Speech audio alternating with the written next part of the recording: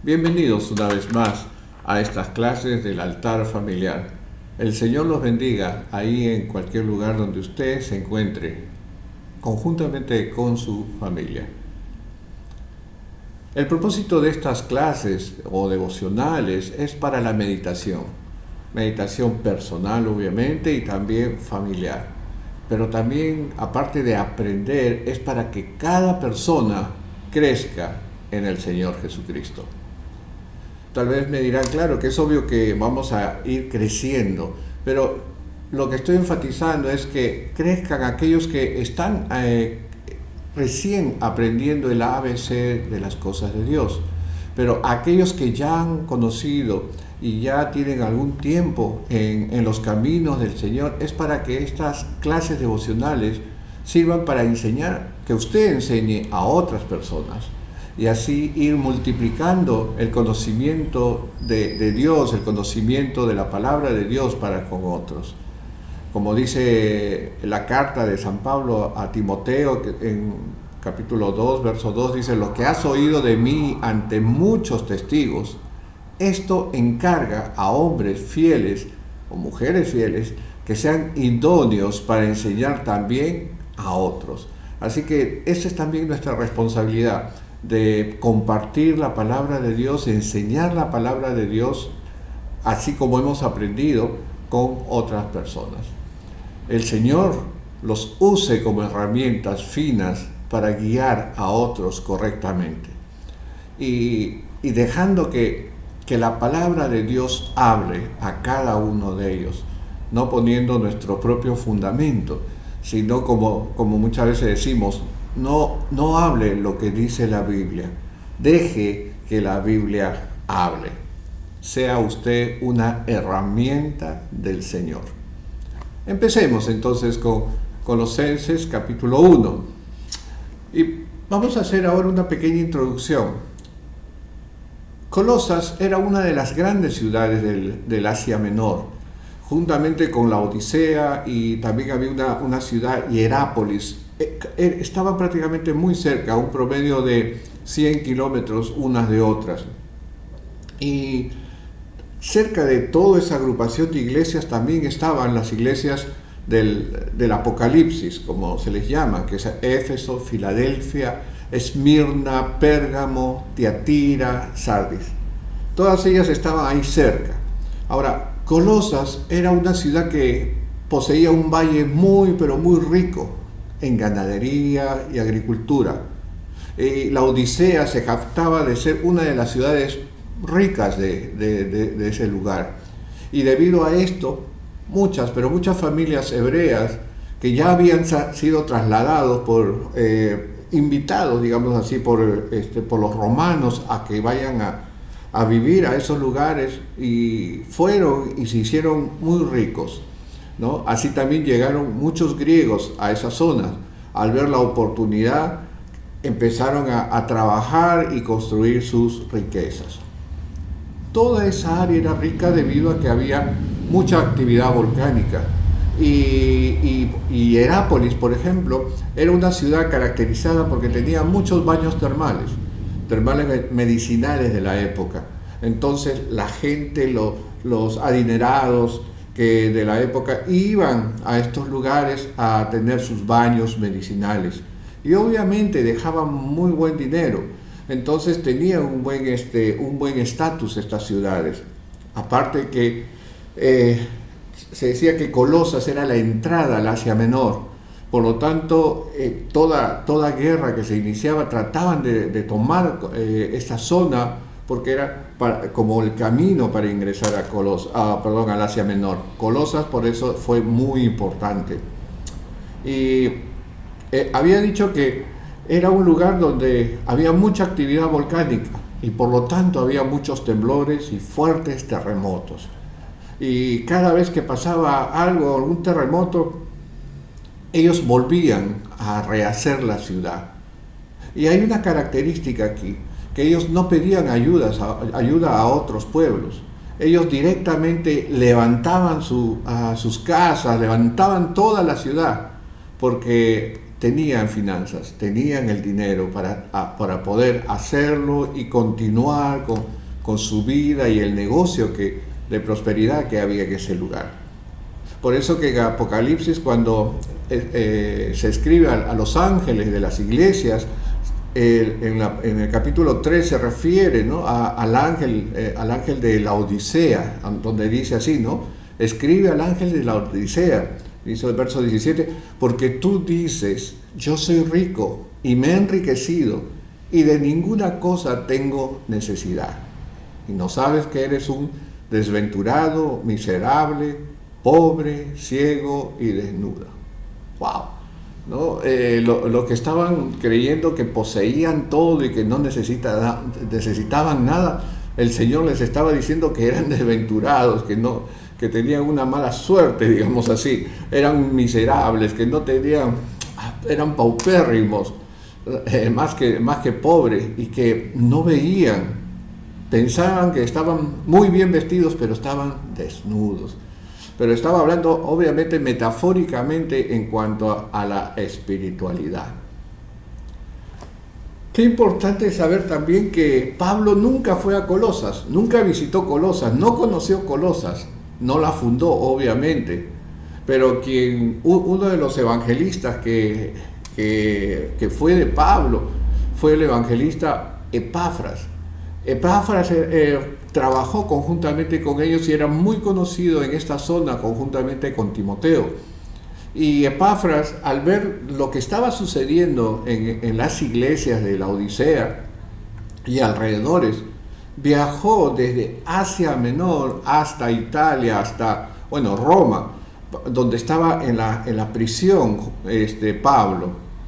Y conjuntamente estaba con Timoteo en ese momento, ¿no? Apoyándolo en todas sus necesidades de Pablo.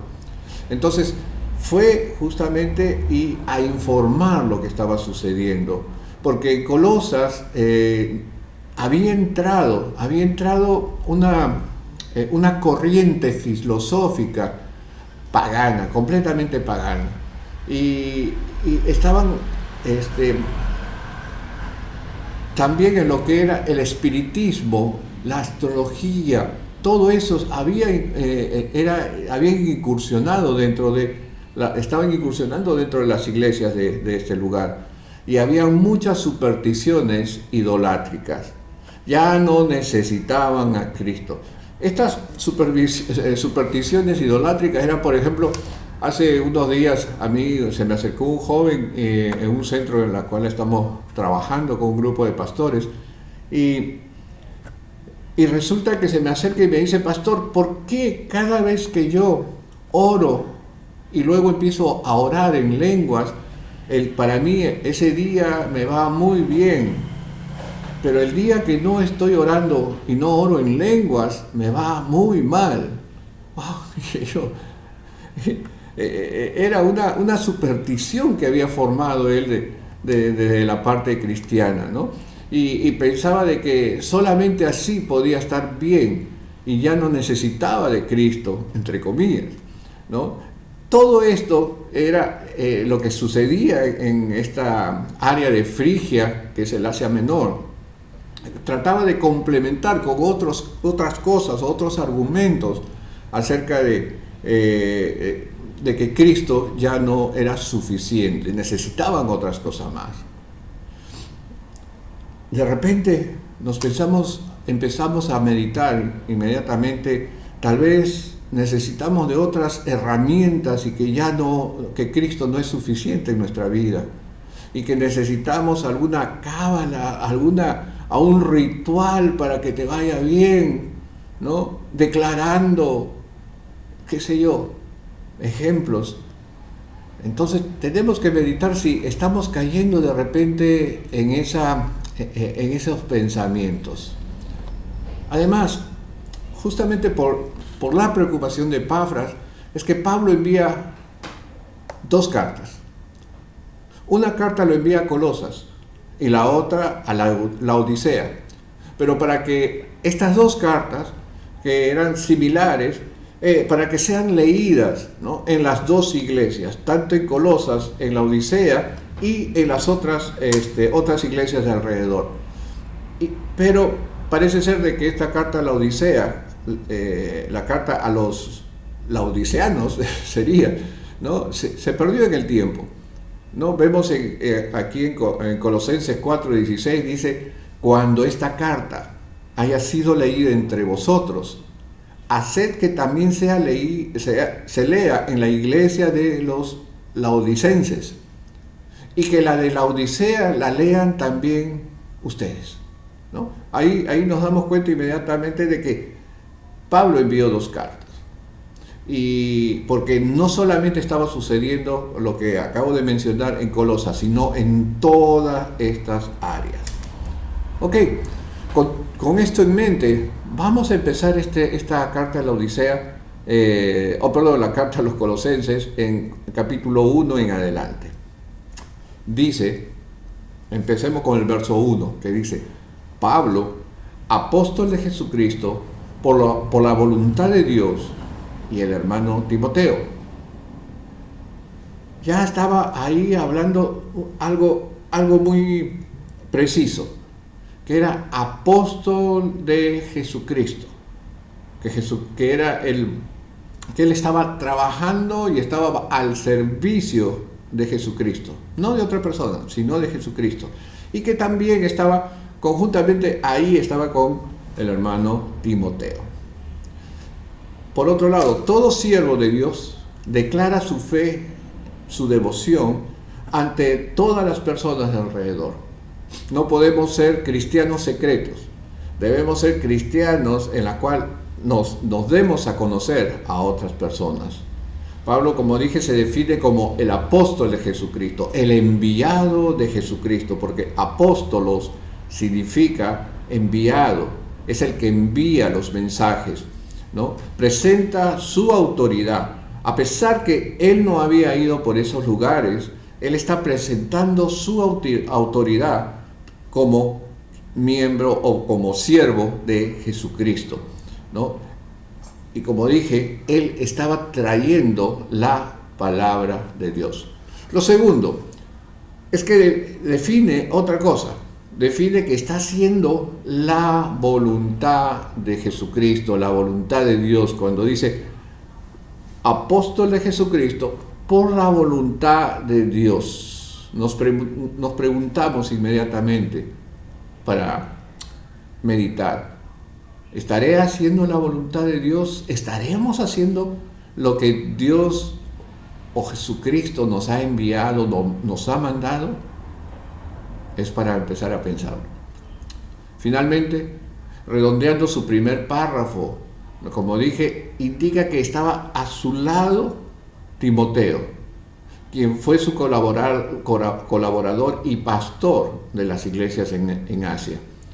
Eso lo podemos ver y rescatar en el libro de los Hechos de los Apóstoles, desde el capítulo 16 hasta el 20. Ahí vemos no solamente el nombre de Timoteo, está de Epafras, de Epafrodito y otros más, que en cada ciudad estaban ellos representando a las iglesias.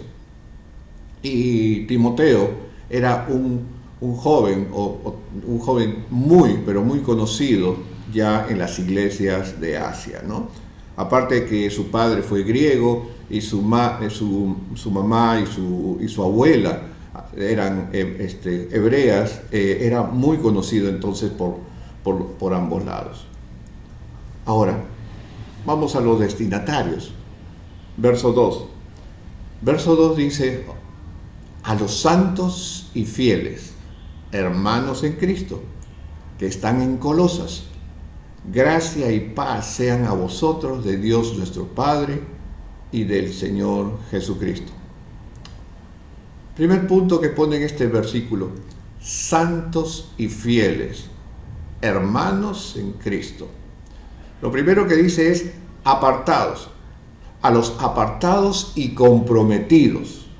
¿Cuántos de nosotros somos apartados para el Señor? Y que vivimos para Cristo y morimos para Cristo, apartados para Él. Y lo segundo es comprometidos con Él, para realizar las obras que Él nos ha enviado, que Él ya ha establecido. En el Mateo 28 podemos ver, ¿no?, la gran comisión. ¿Cuántos estamos comprometidos en hacer la obra del Señor?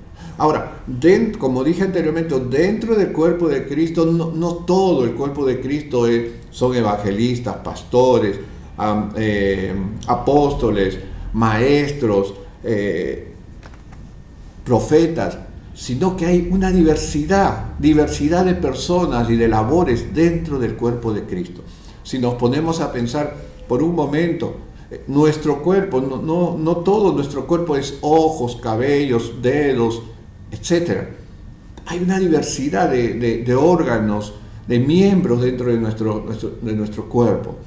Así que no solamente esos cinco columnas, por decir así, son el cuerpo de Cristo. Es cierto que parte de nuestra actividad es el compromiso de predicar, de compartir el Evangelio de diversas maneras, hasta con tu propio testimonio, con aquello que el Señor ya hizo en tu vida y que con aquello que a ti te gozó, te cambió, te transformó. Predica lo que ha hecho Cristo por ti y verás que con ese testimonio estarás predicando a mucha gente. Ahora, dice, a los santos y fieles, a los apartados y comprometidos, hermanos en Cristo, estamos también dentro como parte de la familia del Señor. Un cristiano que no da frutos realmente nos deja una duda, porque lo que Santiago dice que la fe sin obras es muerta. Por lo tanto, si nosotros tenemos fe, tenemos que denotar obras, y no obras para que lo vea todo el mundo, ni para que esté sacando fotos y poniéndolo y que lo vea toda foto, y eso es lo que yo estoy haciendo. No. Fruto. Primero, el fruto de arrepentimiento. El segundo es un fruto al ver el cambio de la persona. Y tercero, el fruto de compartir lo que el Señor está haciendo que ha hecho con tu vida, y compartir el Evangelio, que Cristo es un Dios vivo y que Él es un Dios de personas vivas. Amén. Entonces, un cristiano fiel es un cristiano que da frutos. También dice gracia y paz. Dos palabras que reconocen tanto griegos como hebreos. Porque la salutación de gracia para los griegos era conocida, era acerca de la predicación de la gracia, que el Señor, o mejor dicho, Epafras estaba predicando que es suficiente la gracia del Señor para con nosotros. Estamos viviendo un tiempo de gracia y debemos de continuar así y alegrarnos y gozarnos en Él. La otra palabra, pero antes Pablo esto lo estaba poniendo adrede, ¿no? Estaba poniendo esta palabra de gracia adrede. ¿Por qué? Porque habían entrado también una corriente agnóstica, ¿no?, las cuales decían de que era necesario ser diferente y pensar en esto, hacerlo aquello, para la salvación, para tener esa salvación que estaba explicando Cristo.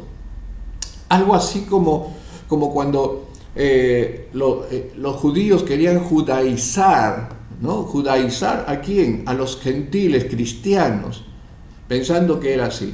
Y ya lo hemos explicado anteriormente que Pablo tuvo que hablar en el concilio para que en la libertad de Jesucristo los gentiles no seamos judaizados. ¿Ok?